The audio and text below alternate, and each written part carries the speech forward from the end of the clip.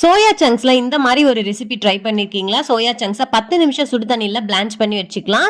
தண்ணி எதுவுமே இல்லாமல் சுத்தமாக புழிஞ்சு எடுத்துக்கோங்க. காரத்துக்கு மிளகாய்த்தூள், கொஞ்சமாக கரம் மசாலா, கொஞ்சமாக ஆம்ச்சூர் பவுடர், 2 டேபிள் ஸ்பூன் அளவு தனியா பொடி சேர்த்துக்கலாம். தேவையான அளவு உப்பு, 1 டேபிள் ஸ்பூன் இஞ்சி பூண்டு பேஸ்ட்டு, கொஞ்சமாக கார்ன்ஃப்ளவர், அரிசி மாவு 2 சம அளவு எடுத்து இது கூட சேர்த்துக்கலாம். நல்லா எல்லாத்தையும் நல்லா பிசைஞ்சு வச்சுக்கோங்க. ஒரு 10 நிமிஷம் இதை ஊற வச்சுக்கலாம். எண்ணெயை நல்லா சூடு பண்ணிட்டு மீடியம் ஃப்ளேமில் வச்சுட்டு ஒரு சோயா சங்க்ஸாக தனித்தனியாக போட்டு நல்லா ஃப்ரை பண்ணி எடுங்க.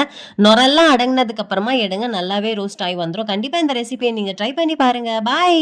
இன்னைக்கு நம்ம இந்த காலிஃப்ளவர் வச்சு ஒரு சூப்பரான காலிஃப்ளவர் 65 பார்க்கலாமா? 1 கப் அளவு மைதா எடுத்துக்கோங்க. அதிலே 1 கப் அளவு கார்ன்ஃப்ளவர், அதிலே ஒரு 1/4 கப் அளவு அரிசி மாவு, தேவையான அளவு உப்பு, காரத்துக்கு ஏற்ப காஷ்மீரி மிளகாய் தூள் ஆட் பண்ணிக்கோங்க. 1 டேபிள் ஸ்பூன் போல இஞ்சி பூண்டு பேஸ்ட், தேவையான அளவு தண்ணி விட்டு நல்லா இதை பேஸ்டா இந்த மாதிரி மிக்ஸ் பண்ணி எடுத்துக்கோங்க.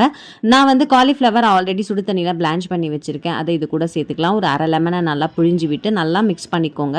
எல்லா இடத்துலையும் நல்லா மசாலா பண்ணுற மாதிரி மிக்ஸ் பண்ணிக்கோங்க. கொஞ்சமாக கருவேப்பிலையோ மேலே தூவி விட்டு கண்டிப்பாக ஒரு 1 hour இதை ஊற வச்சிங்கன்னா சாப்பிடும் போது டேஸ்ட்டு சூப்பராக இருக்கும்.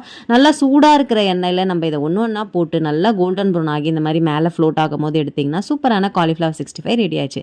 மறக்காமல் இந்த ரெசிபியை நீங்கள் ட்ரை பண்ணி பாருங்கள். இல்லை உங்கள் ஃப்ரெண்ட்ஸ் அண்ட் ஃபேமிலிக்கு தட்டி விடுங்க. இன்னொரு வீடியோவில் உங்களை சந்திக்கிறேன். பாய்.